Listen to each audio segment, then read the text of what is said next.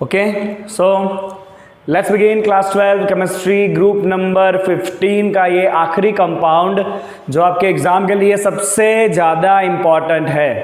And that last compound is nitric acid. Basically ऐसा होता है कि आपके बोर्ड के क्वेश्चन पेपर में आपका क्वेश्चन ऑक्सो एसिड में से ही होता है। Oxo acid of group number 15 जहाँ पे नाइट्रिक एसिड आएगा, इसके बाद फॉस्फरिक एसिड आएगा। Oxo acid of group number 16 जहाँ पे आपको पढ़ना है सल्फ्यूरिक एसिड के बारे में। And oxo acid of group number 17। तो ये ऑक्सो एसिड वाले जितने भी थियरी है ना वो सारे बहुत इंपॉर्टेंट है for the exam point of view. Okay चलिए, और ऐसा ही एक थियरी आज हम स्टार्ट करेंगे, that is nitric acid HNO3। Right, चलिए nitric acid, nitrogen forms oxo acid such as H2N2O2 that is called as hyponitrous acid. चलो कौन कौन से ऑक्सो एसिड बनाता है नाइट्रोजन? तो सबसे पहले तो ऑक्सो एसिड्स क्या होता है बच्चों? ऑक्सो एसिड्स वो होता है जिसके अंदर एसिडिक हाइड्रोजन जो है ना वो ऑक्सीजन के साथ जुड़ा है। क्या होता है ऑक्सो एसिड? ऑक्सो एसिड होता है जिसके साथ इसके पास एसिडिक हाइड्रोजन जो है वो किसके साथ जुड़ा होना चाहिए? With oxygen. एसिडिक हाइड्रोजन अगर ऑक्सीजन के साथ जुड़ा है ना तो उसे ऑक्सो एसिड कहते हैं। चलो नाइट्रोजन कितने ऑक्सो एसिड बनाता है? तो नाइट्रोजन का पहला ऑक्सो एसिड है बच्चों H2N2O2। H2N2O2 it is called as hyponitrous acid. क्या कहते हैं इसको? Hyponitrous acid. क्या है ये? Hyponitrous acid. चलिए उसके बाद ये बनाता है HNO2। HNO2 is nitrous acid। HNO2 is nitrous acid। Okay चलो इसके बाद ये बनाता है बच्चों HNO3 that is nitric acid, जिसके बारे में हम अभी पढ़ने वाले हैं डिटेल में। राइट, तो नाइट्रोजन बेसिकली 3 ऑक्सो एसिड बनाता है, hyponitrous acid, H2N2O2, then nitrous acid and then nitric acid. चलिए हम बात करेंगे बच्चों नाइट्रिक एसिड के बारे में ही खाली। चलिए HNO3 पे आ जाइए। सबसे पहली बात करेंगे preparation. Very important method of preparation called as Ostwald's method. क्या नाम है बच्चों मेथड का? मेथड का नाम है Ostwald's method of preparation of the nitric acid. Very very very important. एक यहाँ पे ओसवाल्ड मेथड आएगा और एक सल्फ्यूरिक एसिड में आएगा कॉन्टैक्ट सरफेस मेथड। एंड दोनों मेथड जो है ना वो एग्जाम पॉइंट ऑफ व्यू से बहुत ज़्यादा इंपॉर्टेंट है। चलिए बच्चों, इन द लेबोरेटरी अगर आपको छोटी मोटी क्वांटिटी में नाइट्रिक एसिड बनाना है तो ओसवाल्ड मेथड नहीं करेंगे हम। लेबोरेटरी में सिंपल से 2 केमिकल के बीच में रिएक्शन करा के नाइट्रिक एसिड बना सकते हैं। चलिए सबसे पहले बच्चों लेबोरेटरी में कैसे बनाएंगे? Let's see first method, laboratory preparation that is on a small scale. Laboratory preparation is the preparation on a small scale. चलिए कैसे बनाना है बच्चों? So nitric acid is prepared by heating some nitric salt you can take KNO3 or NaNO3 and concentrated sulfuric acid in a glass retort। right, that means glass का आपको एक bowl लेना है या ग्लास का आप एक बीकर ले लो, उसके अंदर हम क्या करेंगे? नाइट्रिक सॉल्ट डाल देंगे। Nitric salt what does that mean? Either you can use KNO3, potassium nitrate ले सकते हो, या तो आप ले सकते हो सोडियम नाइट्रेट। ओके इसके अंदर आपको डाल देना है बच्चों कॉन्सेंट्रेटेड सल्फ्यूरिक एसिड। ओके क्या करेंगे बच्चों? KNO3 में हम डाल देंगे कॉन्सेंट्रेटेड सल्फ्यूरिक एसिड। चलिए इससे क्या होगा? केमिकल रिएक्शन होगा और ये H जुड़ जाएगा N के साथ, you will get the nitric acid HNO3 plus salt हो जाएगा K2SO4। सॉल्ट कौन सा हो जाएगा? K2SO4। तो this is the nitric acid preparation जो आपको स्मॉल क्वांटिटी में मिलने वाला है। कैसा मिलेगा बच्चों? ये आपको स्मॉल क्वांटिटी में मिलने वाला है। अभी लार्ज स्केल प्रिपरेशन जो है ना वो सबसे ज़्यादा इंपॉर्टेंट है, और industrial preparation of nitric acid. Industrial preparation is most important, and this industrial preparation of the nitric acid is carried out by the method called as Ostwald's method। Ostwald's method very important, Ostwald's method of the preparation of the nitric acid। चलिए बच्चों क्या करना है Ostwald method में देखो तो on a large scale it is prepared by the Ostwald's method। एक टिक आ गया मैं। चलिए Ostwald's method, right, the method is based upon the catalytic oxidation of ammonia by atmospheric oxygen। करना क्या है बच्चों आपको? सबसे पहले स्टेप में आपको करना है यहाँ पे स्टेप 1 में आपको करना है बच्चों catalytic oxidation of ammonia.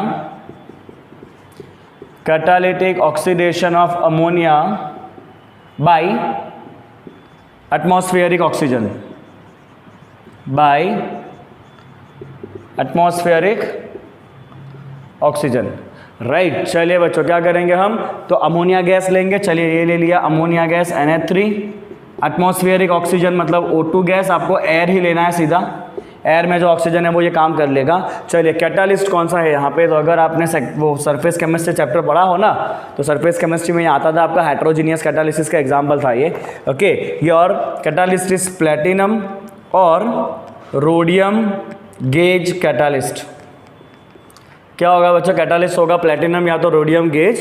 Okay, यहाँ पे टेम्परेचर रखना है आपको 500 केल्विन और प्रेशर रखना है 9 बार।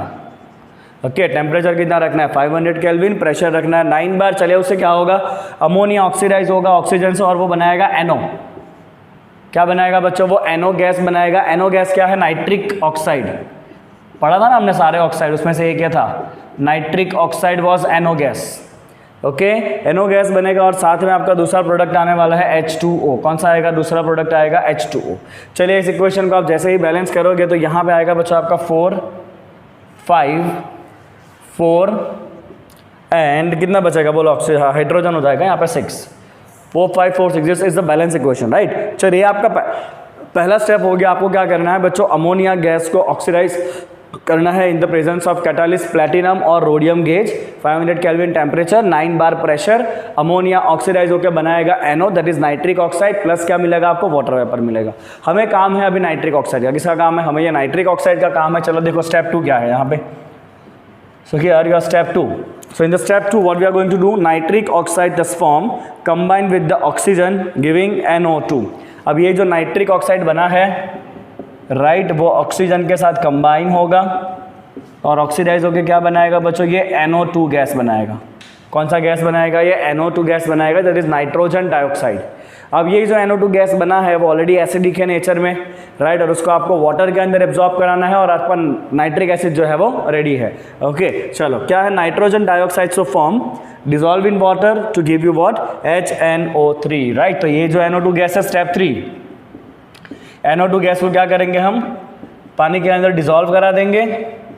NO2 gas will dissolve in water. NO2 gas already कैसा होता है, एसिडिक होता है, आपको पता होना चाहिए, हमने लिखा था ऑक्साइड्स के बारे में। NO2 गैस कैसा होता है, NO2 गैस जो है वो एसिडिक होता है, तो आपको वो NO2 गैस को वाटर में डिजॉल्व करा लेना है and it will give you what, HNO3 aqueous form में नाइट्रिक एसिड जो आपको चाहिए, राइट। तो 3 स्टेप रिएक्शन है। सबसे पहले अमोनिया को ऑक्सीडाइज करना है, NO बनाना है, NO खुद ऑक्सीडाइज होकर NO2 बनाएगा, NO2 गैस वाटर में डिजॉल्व होकर क्या बना देगा, नाइट्रिक एसिड बना देगा। क्या बना देगा, NO2 वाटर में डिजॉल्व होकर नाइट्रिक एसिड बना देगा। सिंपल सा ये मेथड है, that is called as Ostwald's method of isolation, right. चलिए और क्या लिखा है इसके अंदर देखते हैं बच्चों। ओके, अगर आप इसका पूरा रिएक्शन लिखोगे ना, NO2 plus H2O will give you HNO3 तो देगा ही, और साथ में क्या देगा आपको, और NO गैस देगा, राइट। NO2 प्लस H2O, हमारा जो काम है वो हो गया, नाइट्रिक एसिड मिल गया, बट साथ में आपको एक और बाय प्रोडक्ट मिलेगा, दैट इज NO गैस। चलिए इस इक्वेशन को बैलेंस कर लेते हैं बच्चों, 3 right 2। Now this equation is balance 3 and 2, right. मैं आपको ये सजेस्ट करूंगा कि आप जो इक्वेशन का बैलेंसिंग है ना, उस पर थोड़ा सा पढ़ाई करते वक्त ध्यान दो, राइट, ताकि आपको एक आध जो आगे का ये जो है ना कोएफिशिएंट वो याद रह जाए। कोई भी एक आध कोएफिशिएंट भी आपको याद होगा तो बाकी बैलेंसिंग आपके लिए आसान हो जाएगा, राइट। अदरवाइज एग्जाम में ऐसे इक्वेशन को बैलेंस नहीं करोगे तो मार्क कटेंगे, ध्यान रखना है आपको, ठीक है। चलिए now what will happen, NO thus form is recycled and aqueous HNO3 can be concentrated by distillation up to 68% by mass। चलिए यहाँ पे जो NO गैस मिला आपको वापस बाय प्रोडक्ट में, वो NO गैस को हम वापस क्या कर सकते हैं, रिसाइकल करके यूज़ कर सकते हैं। ओके, और ये जो नाइट्रिक एसिड मिला है उसको हम कॉन्सेंट्रेट करते जाएंगे, मतलब ज़्यादा से ज़्यादा NO2 गैस को डिसॉल्व कराते जाएंगे और सबसे ज़्यादा आपको कॉन्सेंट्रेशन मिलता है 68% वेट बाय वेट। आपके लेबोरेटरी में भी जो कॉन्सेंट्रेटेड नाइट्रिक एसिड होता है ना, वो लेबोरेटरी का कॉन्सेंट्रेटेड नाइट्रिक एसिड होता है आपका 68% of weight by wait HNO3, right. तो इसको हम और कॉन्सेंट्रेट करेंगे, ऑन कॉन्सेंट्रेटिंग कितने परसेंट आप बना सकते हो, 68% weight by wait nitric acid can be obtain. 68% weight by wait nitric acid can be obtain, याद रखना इंपॉर्टेंट है एमसीक्यू के लिए भी। कॉन्सेंट्रेशन कराने से आप nitric acid 68% weight by weight बना सकते हो, ठीक है। चलिए further concentration to 98% can be achieved by dehydration with the concentrated H2SO4। अगर आपको और ज़्यादा इसको कॉन्सेंट्रेट करना है तो आपको क्या करना पड़ेगा, जो वाटर कंटेंट है उसको इवोपरेट करना पड़ेगा, राइट, क्योंकि जितना ज़्यादा वाटर होगा उतना सॉल्यूशन कैसा होता है, डाइल्यूट होता है, तो वाटर को आपको उड़ाना पड़ेगा। तो इसके लिए हम यूज़ करेंगे concentrated sulphuric acid, that is a very strong dehydrating agent. वो सारे पानी को इवोपरेट कर देगा और नाइट्रिक एसिड और स्ट्रॉन्ग हो जाएगा। तो we can write 98% weight by weight nitric acid can be obtained by dehydrating of acid by concentrated sulfuric acid। Okay तो कॉन्सेंट्रेट सल्फ्यूरिक एसिड जो है वो इवोपरेट करने में माहिर है, वो बहुत सारे पानी को इवोपरेट कर देगा और एसिड और कॉन्सेंट्रेट हो जाएगा, दैट इज़ 98%। मैं जब लैब में केमिस्ट्री में ये एसिड यूज़ करता हूँ ना तो मुझे 68% HNO3 भी इतना स्ट्रॉन्ग लगता है ना, और एक आध बार मेरे हाथ के ऊपर 1-2 बूंद गिरे भी थे। सो बहुत डेंजर होता है, बहुत डेंजर। मैं इमेजिन भी नहीं कर सकता हूँ कि कुछ विलन लोग जो है वो लड़कियों के फेस के ऊपर जब एसिड फेंकते हैं तो क्या दर्द से वो लोग गुजरते होंगे। It is something beyond our imagination, something beyond our imagination। Okay, चलो, so this is all about the preparation of the nitric acid। First is laboratory method, simple सा नाइट्रेट वाला सॉल्ट ले लेंगे, कॉन्सेंट्रेट H2SO4 डालेंगे, you will get this HNO3। Okay, laboratory के बाद industrial preparation, Oswal method आपके सामने है। चलो फटाफट इसको कॉपी करेंगे सब लोग। Okay, let's talk about the properties of the nitric acid. बहुत सारी प्रॉपर्टी है जो आपको याद रखनी है, बहुत इंपॉर्टेंट डेटाज आने वाले हैं। चलिए बच्चों प्रॉपर्टीज की बात करते हैं। ओके, और सबसे पहला पॉइंट है प्रॉपर्टी का, उसका फिजिकल प्रॉपर्टीज क्या होगा। सबसे पहली बात बच्चों, चलो, it is a colourless liquid. क्या है बच्चों, सबसे पहले तो ये कलरलेस लिक्विड है। ओके, चलिए बॉइलिंग पॉइंट फ्रीजिंग पॉइंट कितना है, तो उसका फ्रीजिंग पॉइंट है 231.4 केल्विन और उसका बॉइलिंग पॉइंट है 355.6 kelvin. Freezing point is 231.4 kelvin and boiling point is 355.6 kelvin. Okay, चलिए लेबोरेटरी ग्रेड नाइट्रिक एसिड, आपका लैब में जो नाइट्रिक एसिड होगा ना वो होता है 68% weight by wait nitric acid, और जिसका स्पेसिफिक डेंसिटी या स्पेसिफिक ग्रेविटी कह लो, और वो स्पेसिफिक ग्रेविटी डेंसिटी कितना होता है, डेंसिटी होता है 1504 ग्राम पर सेंटीमीटर क्यूब, या आपको पूछा हो स्पेसिफिक 1.504, या आपको पूछा हो स्पेसिफिक ग्रेविटी, तो स्पेसिफिक ग्रेविटी कितना होता है उसका 1.504 होता है, राइट। मतलब पानी के कंपेयर में वो 1.5 गुना ज़्यादा भारी है, बिकॉज पानी का स्पेसिफिक ग्रेविटी 1 लेते हैं, और नाइट्रिक एसिड का स्पेसिफिक ग्रेविटी कितना है, लैब में जो आपको 68% दिया होगा ना, दैट इज 1.504 ग्राम पर ml, राइट। चलिए बच्चों नेक्स्ट बात करेंगे उसका शेप कैसा होगा, राइट। तो अगर आप सेकंड पॉइंट पे जाओगे बच्चों, तो जब वो गैसियस फॉर्म में है ना, नाइट्रिक एसिड अगर गैसियस फॉर्म में है तो वो प्लैनर मॉलिक्यूल है। नाइट्रिक एसिड अगर गैसियस फॉर्म में है तो ये कैसा मॉलिक्यूल है, it is a planar molecule. और उसका स्ट्रक्चर कैसा है वो देखो बच्चों, HNO3 है, this is nitrogen as a central atom, this are the oxygen, right, just focus on the shape, okay, and that be hydrogen. चलो सारे बॉन्ड एंगल लिखते हैं बच्चों, this bond angle is 130 degree, this is 121 picometre, right, this angle is 102 degree, this is 140.6 picometer, right, and this is 96 picometer, right। आपको हर एक data यहाँ पे याद रखना है, हर एक डेटा। चलो हम कोशिश करते हैं डेटा याद रखने की। ONO बॉन्ड एंगल है 130 डिग्री और वहाँ पे NO का बॉन्ड लेंथ है 121, राइट। जिसके साथ OH लगा हुआ है वो O का नाइट्रोजन के साथ बॉन्ड लेंथ है 140.6, right, and that bond angle HON bond angle is 102 and OH bond length is 96 picometer। that's the second point, right, जो आपको याद रखना है कि उसका शेप कैसा है, प्लेनर है, और यहाँ पे आपके पास सारे डेटा है उसके, ठीक है। चलिए बच्चों बात करते हैं, it is a very strong acid, why, because in aqueous solution it produce H3O plus ion and NO3 minus ion. चलिए तो थर्ड पॉइंट की बात करते हैं, it's aqueous solution is highly acidic, it's aqueous solution is highly acidic, its aqueous solution is highly acidic। चलिए क्यों acidic है, क्योंकि जैसे ही आप HNO3 एक्वियस फॉर्म में लोगे और वाटर ऐड करोगे ना, तो ये स्ट्रॉन्ग एसिड है, H प्लस को यहाँ पे डोनेट करेगा, it will form NO3 minus ion and H3O plus ion, and we knows that H3O plus ion is acidic in nature, right? So because of the formation of H3O plus ion, its aqueous solution is highly acidic in nature. चलिए बच्चों next बात करते हैं इसका oxidising nature. चलिए तो यहाँ पे जो आपका HNO3 है ना, वहाँ पे नाइट्रोजन का ऑक्सीडेशन स्टेट +5 है जो मैक्सिमम है. नाइट्रोजन का ऑक्सीडेशन स्टेट क्या है बच्चों? HNO3 में +5 है जो मैक्सिमम है. तो नाइट्रोजन कोशिश करेगा अपने ऑक्सीडेशन स्टेट को घटाने की, मतलब वो खुद को रिड्यूस करने की कोशिश करेगा, तो सामने वाले को क्या करेगा? ऑक्सीडाइज करेगा. तो because of the maximum oxidation state it behave as a very strong oxidising agent. वो दूसरे को ऑक्सीडाइज करने की कोशिश करेगा. ओके और इतना स्ट्रॉन्ग ऑक्सीडाइजिंग एजेंट है ना कि लगभग सारे मेटल को वो ऑक्सीडाइज कर देगा except gold, silver and platinum. उसके सिवाय के सारे मेटल जो है ना उसको ये नाइट्रिक एसिड क्या कर सकता है? ऑक्सीडाइज कर सकता है. चलिए बच्चों लिखते हो point. Concentrate nitric acid is a strong oxidising agent and it attacks most metal except noble gas, noble metal such as gold and platinum. So I will write in this point it attacks all metals. But कौन कौन से metal जो है वो छूट जाएंगे? That is gold. Gold को वो कुछ नहीं कर पाएगा and platinum because they are noble metal, they are exception. This metals are exception, right? वो उसके साथ रिएक्शन नहीं करेंगे. चलिए अब जब ये मेटल के साथ रिएक्ट करेगा नाइट्रिक एसिड, तो प्रोडक्ट कौन सा बनना है ना, वो दो चीज़ों पे डिपेंड करता है. एक तो नाइट्रिक एसिड का कॉन्सेंट्रेशन कितना है और दूसरा टेम्परेचर क्या है, राइट? तो टेम्परेचर और कॉन्सेंट्रेशन के हिसाब से जब ये नाइट्रिक एसिड मेटल के साथ रिएक्ट करेगा तो प्रोडक्ट भी बदलेंगे. चलिए देखते हैं बच्चे एग्जाम्पल. तो मैं यहाँ पे लिखूंगा product with metal depends on, product with metal depends on. चलिए दो चीज़ों पे डिपेंड करेगा. किन किन के ऊपर? It depends on concentration of acid,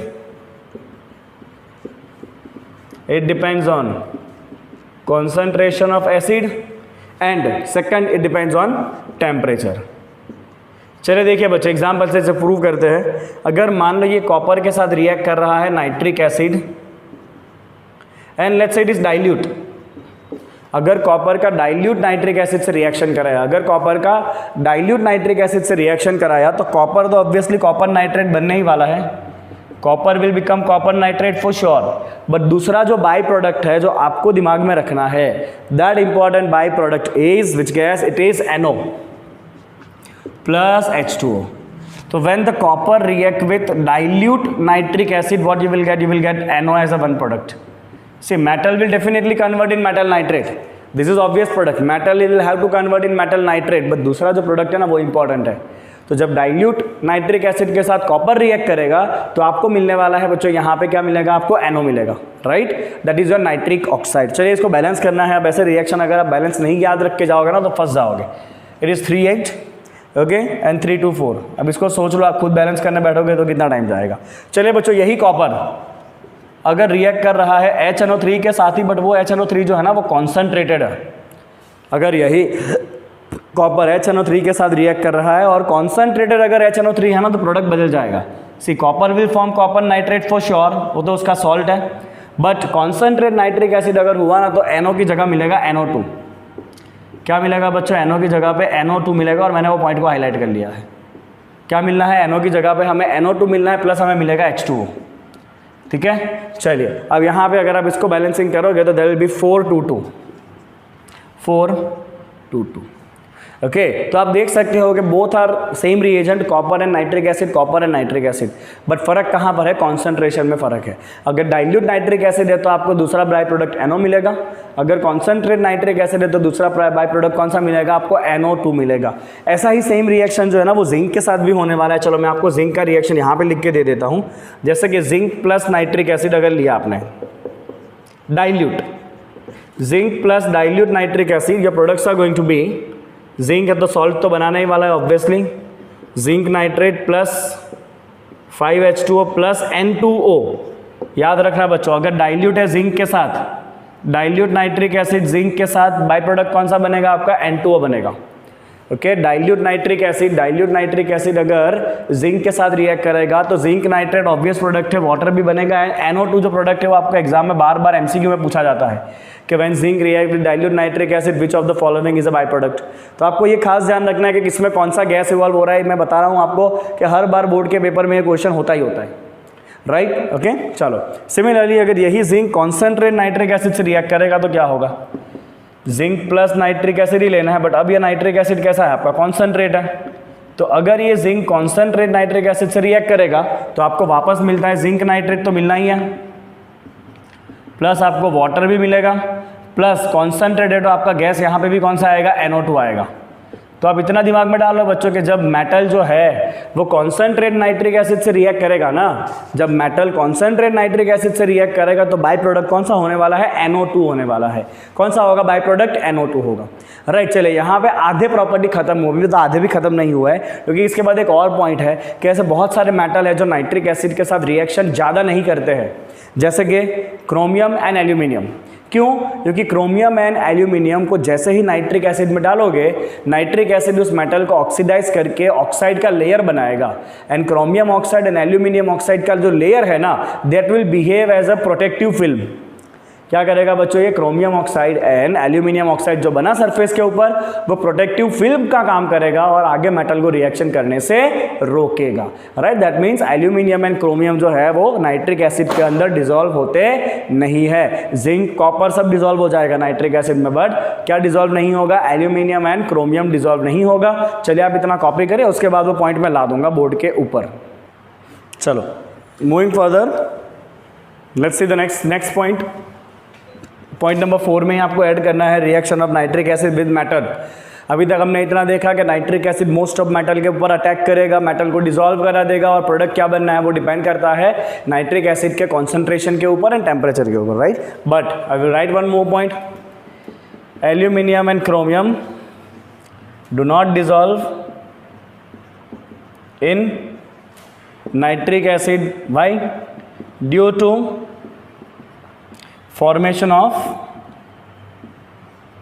passive film of oxide, formation of passive film of oxide on the surface, right. चलिए ये तो बात हो गई बच्चों नाइट्रिक एसिड की मेटल के साथ। 5वें पॉइंट पे जाएंगे, नाइट्रिक एसिड खाली मेटल के साथ ही रिएक्ट नहीं करता है, nitric acid can also oxidize non metal. So यहाँ पे लिखेंगे बच्चों nitric acid can also oxidize non-metals. कौन से non-metals? Let's talk about this. So if it is iodine and if you add nitric acid, iodine will be oxidized to iodic acid, HiO3. What will happen? Iodine will be oxidized to iodic acid, that is HiO3, plus you will get the byproduct of NO2 and H2O. चलिए इसको balance करेंगे, it will be 4, 10, 2 and this will be 10. Okay, similarly this is called as iodic acid. क्या नाम है इसका, iodic acid है, by product is NO2, right. Similarly it can oxidize carbon to carbon dioxide. Carbon को भी oxidise करके क्या बना सकता है, ये कार्बन डाइऑक्साइड बना सकता है, again the same by product NO2 plus H2O। चलिए इसको बैलेंस करेंगे, 2, 4 and there will be 4 here. Okay, similarly it can oxidize sulfur, sulfur S8 के अंदर नाइट्रिक एसिड डालोगे, so it will oxidize sulfur to sulfuric acid, H2SO4, itself it will become NO2 plus H2O। चलिए इसका balancing तो बहुत खतरनाक है, 16, 48, 8, 48, right. This is concentrated sulfuric acid, okay. And similarly concentrated sulfuric acid can oxidize phosphorus, and this phosphorus is oxidized to phosphoric acid, H3PO4, okay, plus NO2 plus H2O, right. That is 4, 20, 4, right, and this is 20. So this is the reaction of the nitric acid with non-metal. Nitric acid reaction with non-metal, it can oxidize all the non-metal to their oxides or acids, जैसे कि iodine oxidise होकर iodic acid बना, carbon oxidise to carbon dioxide, sulphur oxidise to sulphuric acid and phosphorus oxidise to phosphoric acid. Okay fine, चलिए आगे बढ़ते हैं, right. Next point जो है वो सबसे ज़्यादा इंपॉर्टेंट पूरे नाइट्रिक एसिड के टॉपिक में से, पूरा नाइट्रिक एसिड के टॉपिक में से बच्चों मैं कहूँगा आपको 2 चीज़ सबसे ज़्यादा इंपॉर्टेंट है, एक तो ओसवाल्ड्स मेथड और दूसरा जो आएगा ना वो ब्राउन रिंग टेस्ट, जो आप लैब में करते हो, brown ring test. Brown ring test I will write it here, most important, and this brown ring test is carried out to identify which ion? NO3 minus ion. To identify NO3 minus ion.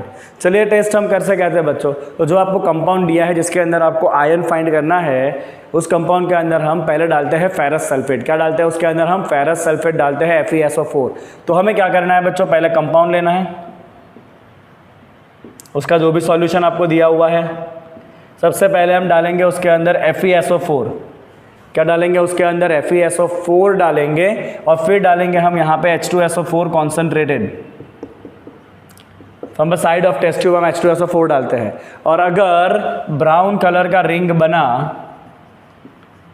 अगर brown ring बना तो समझ जाओ कि ये जो compound है ना उसके अंदर NO3 माइनस आयन होगा।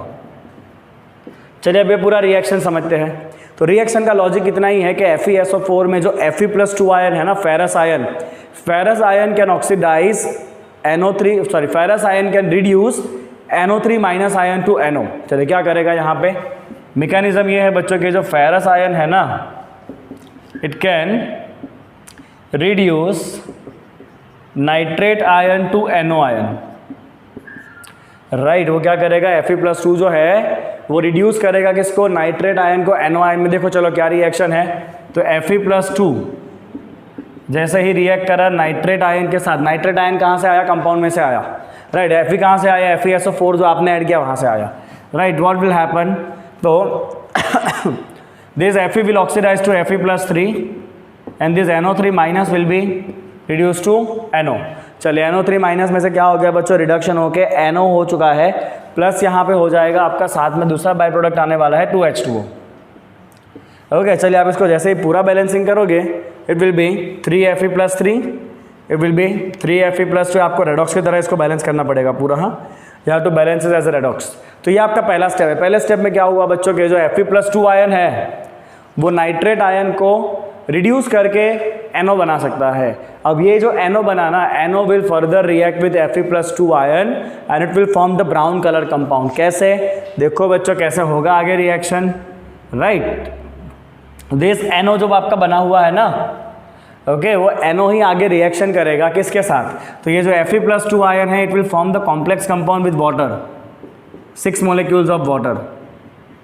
क्या करेगा? जो Fe+2 आयन है वो वाटर के 6 मोलिक्यूल के साथ कॉम्प्लेक्स कंपाउंड बनाएगा, और जैसे ही ये NO उसके साथ रिएक्ट करेगा, NO क्या करेगा? एक NO अंदर आएगा और एक H2O को बाहर निकालेगा। It will form FeH2O5 and NO plus 2 ion plus H2O and this is the brown colour compound.